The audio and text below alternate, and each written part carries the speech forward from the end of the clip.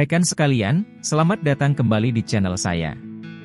Pada kesempatan ini, saya ingin berbagi mengenai artikel yang berkenaan dengan peran penting vitamin E sebagai antioksidan bagi tubuh kita. Seperti pada video sebelumnya, telah kita ketahui bahwa vitamin E adalah vitamin yang larut pada lemak. Serupa dengan vitamin A, D, dan K, vitamin E juga berperan sebagai antioksidan penangkal radikal bebas. Radikal bebas dapat menyebabkan kerusakan sel, yang dapat berkontribusi pada perkembangan penyakit kardiovaskular dan kanker. Untuk itu, bagaimana vitamin E bisa menjadi antioksidan yang dapat menangkal radikal bebas? Selanjutnya kita akan membahas berkenaan dengan mekanismenya.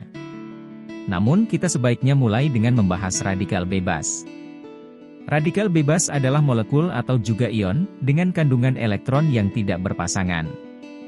Kondisi tersebut membuatnya dapat menyumbangkan atau menerima elektron dari molekul lain.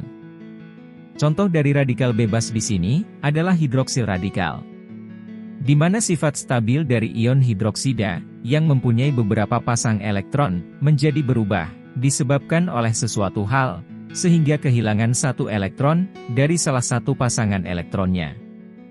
Kehilangan elektron tersebut merubah sifat dari ion menjadi sangat radikal, dan menjadi sangat mudah bersenyawa dengan atom atau molekul lain.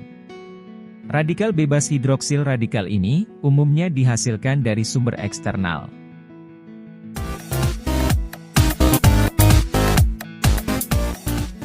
Dari sumber internal, dapat pula terbentuk radikal bebas. Hal tersebut terjadi, dimulai dengan hadirnya polyonic fatty acid di dalam tubuh, atau dikenal sebagai asam lemak tak jenuh ganda, yang merupakan bahan baku dari pembentuk radikal bebas. Radikal bebas ini adalah LOO, atau radikal proksilipida. Proses terjadinya LOO atau radikal proksilipida, pada dasarnya melalui beberapa tahap, yang terjadi pada polynoic acid. Tahapan tersebut dimulai dari inisiasi, proksidasi, propagasi mandiri, dan diakhiri dengan tahap terminasi. Tahap inisiasi dipicu oleh hidroksil radikal, yang mengambil atom hidrogen untuk membentuk air, sehingga mengkonversi lemak tak jenuh ganda menjadi lipida radikal.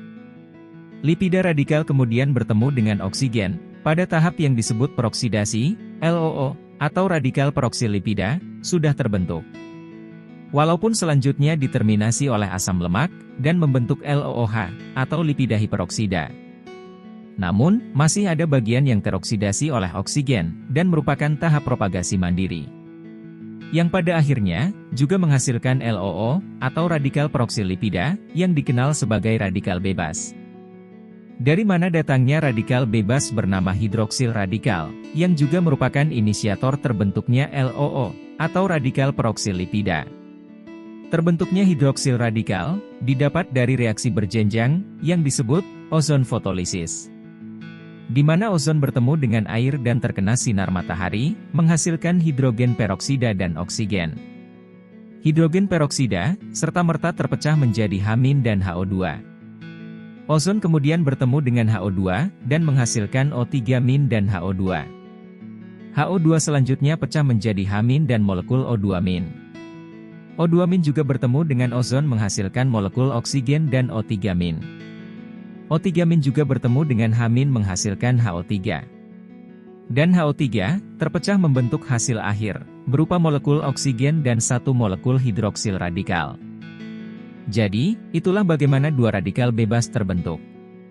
Dan LOO, atau radikal proksilipida, serta molekul hidroksil radikal merupakan radikal bebas yang disinyalir sebagai pemicu kanker.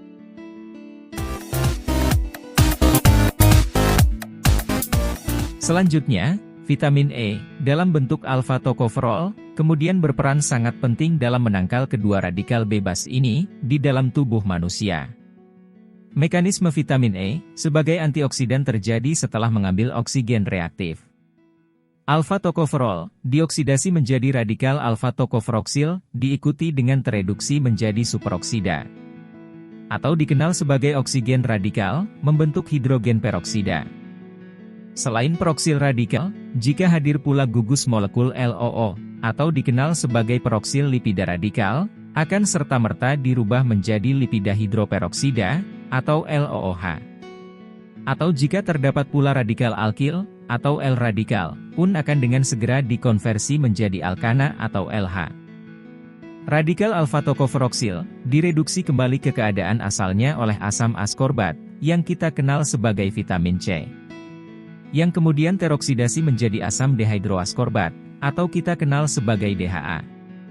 Bersama dengan itu, glutation, mereduksi asam dehydroaskorbik, menjadi asam askorbik. Reduksi ini, menghasilkan pembentukan glutation disulfide, yang juga direduksi oleh enzim glutation reduktase, disertai kehadiran NADPH sebagai kofaktor. Proses kopling antara vitamin E, vitamin C, serta thiol, adalah mekanisme yang menghilangkan radikal-radikal bebas, yang memasuki tubuh manusia. Sebagai informasi, thiol berasal dari albumin serum manusia. Sedangkan zat albumin ini, adalah protein yang diproduksi oleh hati, dan tersebar di dalam darah manusia.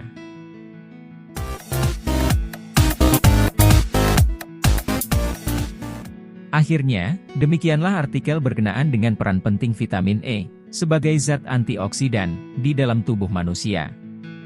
Dan sebagai catatan, radikal bebas bisa hadir dari lingkungan luar dan asam lemak tak jenuh ganda yang kita konsumsi. Sekian, semoga bermanfaat dan terima kasih.